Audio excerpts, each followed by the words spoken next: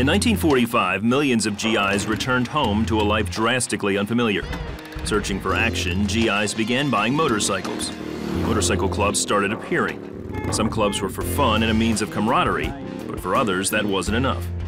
At the end of the 1940s, outlaw motorcycle clubs had begun. Since that time, clubs like the Hells Angels, Banditos, Mongols, and Pagans have changed the perception that Americans have about bikers.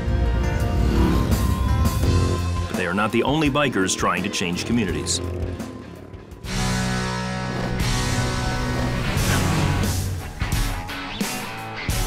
Been riding motorcycles probably over 30 years. About 12 years.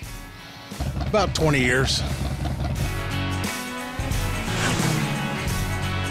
I just loved the motor that was underneath my seat, I guess you could say, and just the thrill of getting out there riding and the wind in my face. I just enjoyed riding, having the wind in my face. I like to ride and go fast. Oh, well, definitely. I used to always see it on TV. You saw the HAs, the Hells Angels and stuff, and that's what everybody always recognized and saw. And so you'd see those and be like, hey, one day, man, I might want to be something like that, until you figure out what it's all about.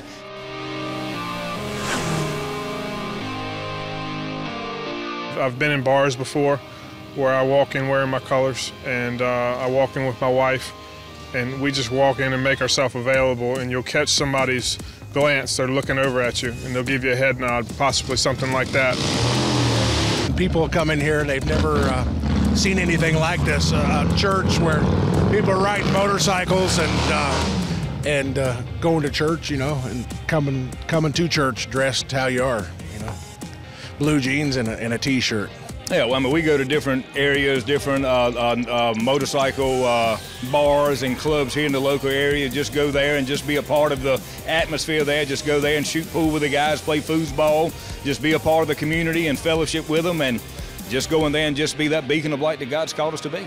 Well, I've seen definitely, I mean, time and time again, you go in there and, you know, you sit down and somebody will come sit down beside you and say, hey, man, what type of work do you do? You know, who are you? And then that opens up that door for me and everything. Hey, I pastor over a biker church.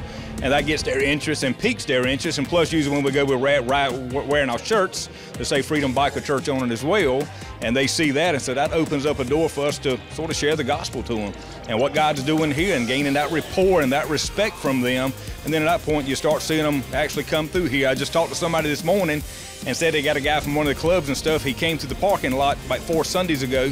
He rode in, but he didn't stay, but he turned around and left. Well, then the next Sunday he came in, he rode all the way to the front of the building, but he didn't stay. He turned around and went back out. Well, the third Sunday he parked his motorcycle, walked on the inside of the door, and just stood there, never came inside the sanctuary. Well, the fourth Sunday, which was today, he not only came in the parking lot, he parked his motorcycle, he walked through that door, and he's sitting in the service today.